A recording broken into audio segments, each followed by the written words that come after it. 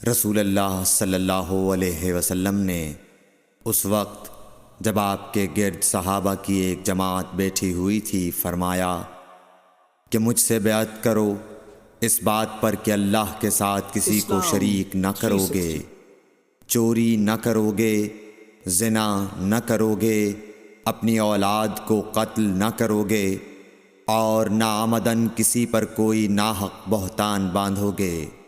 اور کسی بھی اچھی بات میں اللہ کی نافرمانی نہ کرو گے۔ جو کوئی تم میں اس عہد کو پورا کرے گا تو اس کا ثواب اللہ کے ذمے ہے،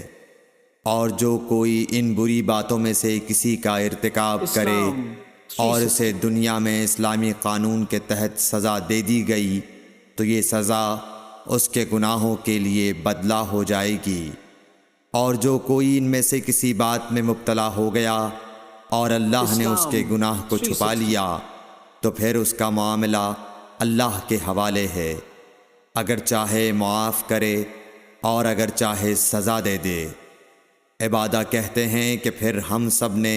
ان سب باتوں پر